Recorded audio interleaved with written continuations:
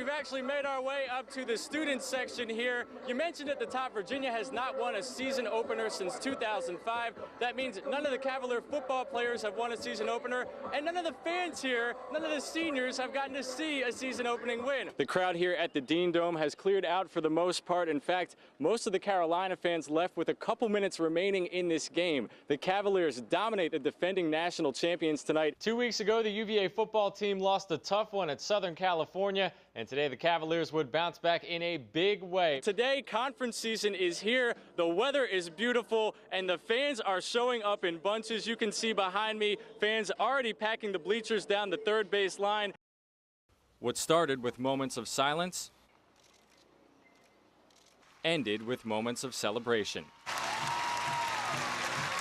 This weekend, both the Cavalier men's and women's lacrosse teams took the first step towards healing with victories in their first-round NCAA tournament games, their first games since the tragic death of Yardley Love and the arrest of George Hughley. Players from both teams say that getting back to playing the game they love helped ease the pain of the last 2 weeks. It's been a really tough time for our team, you know, but I was excited to get out there and play.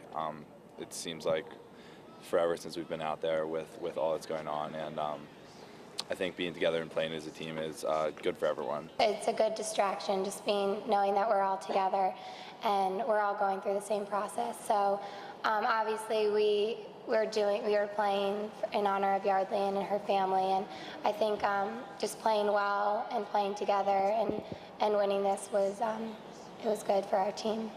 The signs of love were everywhere this weekend, prominently displayed on poster board, warm-up jerseys, and uniforms, even on the arms of the opposing team. And during the games, how fitting was it that number 1 on the men's team scored the first goal of the weekend, and Love's roommates, Caitlin Duff and Katie Whiteley, scored 2 of the team's first 3 goals on Sunday.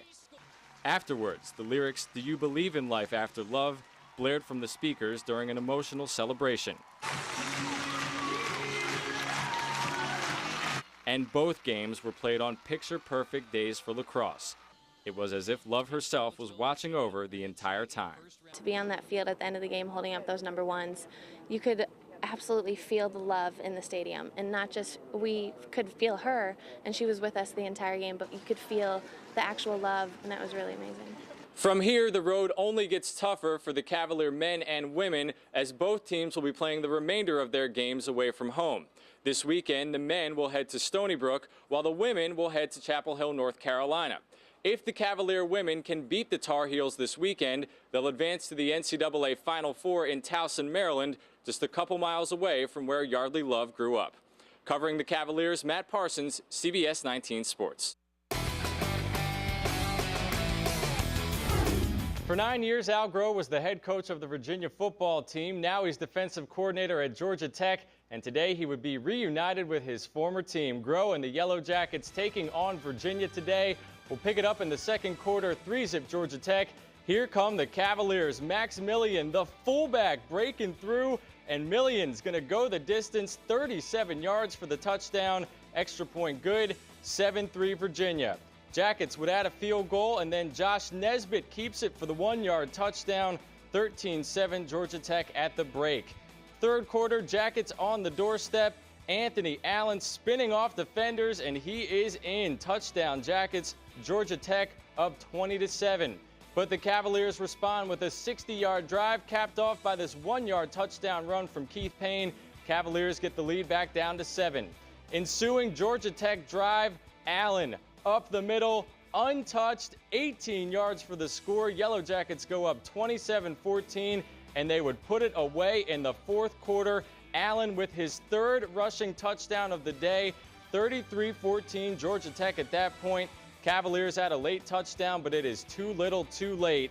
Yellow Jackets win it by a final of 33-21 behind 477 total rushing yards. Virginia now 2-3 on the season, 0-2 in the ACC. With more from Atlanta, here's Mark Davis. All right, high school football now. Stab hosting Boys Latin. Saints breaking out the Clydesdales today to honor their past champions. First quarter, no score. Jeff Chase gets the call. Saints chase him down.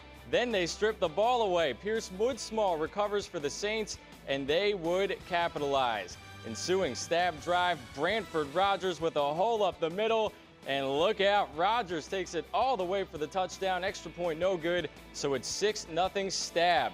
But back come the Lakers. Brandon Barnes pounding it in for the touchdown. Lakers with a 10-6 lead at the half, but Stab comes back to win this one by a final of 14-10.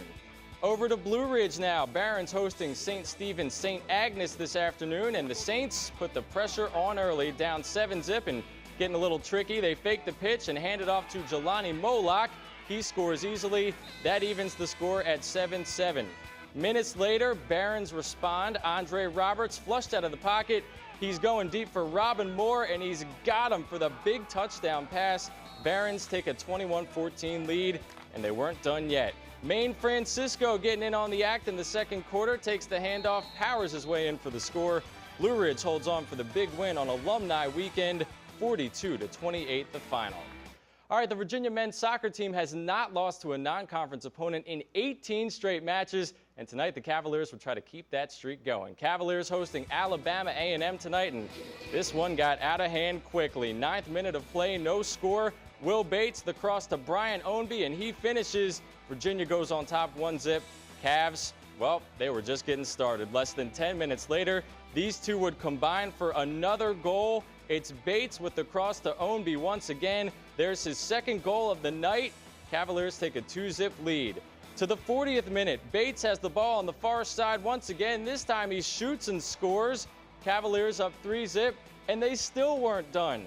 Just 4 minutes later, check out the beautiful pass from Brian Spann to Felipe Libreros. He's all alone, and he sneaks it by the keeper for goal number 4. Cavaliers up 5-zip at the break. They cruise to a 10-zip win over the Bulldogs. Cavaliers improve to 8-2-1 on the season. They'll host James Madison on Tuesday night. The Cavalier football team will look to bounce back next Saturday when they host UNC, still looking for that first ACC win of the season.